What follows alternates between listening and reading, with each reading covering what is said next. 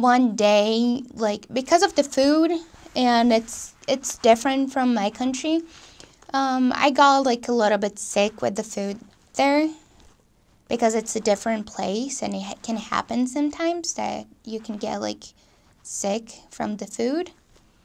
And I remember that my companion and I, we had to go to the doctor to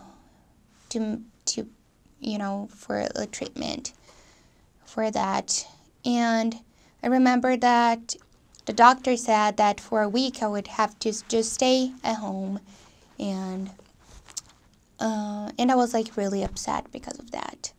So we got into the bus so we could go right back home. And I remember that the bus was a little bit full. It was full. And I had like all my stuff on my lap. I had money, cell phone, my credit cards. I had everything. And I remember that I was really upset because I was sick. I wouldn't be able to work. So I looked at my companion, and then suddenly I just felt something really good inside, like a protection. And I said, "It's all right, companion.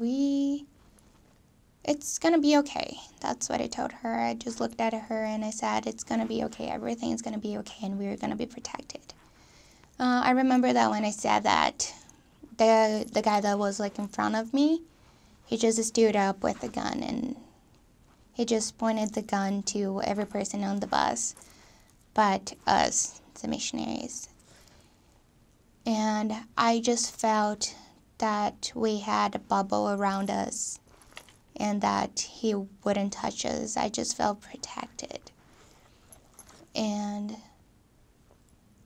that was when I really knew that angels were protecting us, and they were by your side, because we were preaching the gospel and we were doing God's work.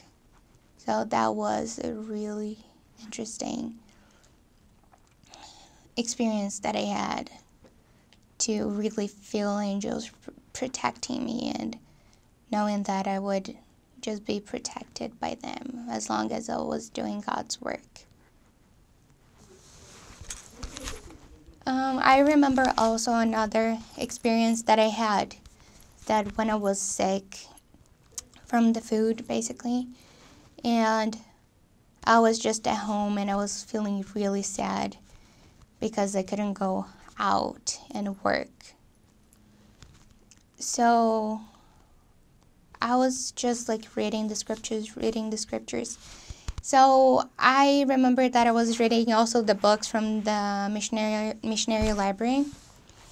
And one of the stories on the book was about, I think her name was Louise. And all the priests they were out in the war. So it was basically the women with the children. And her son was sick, and they didn't have a priesthood member to bless the child.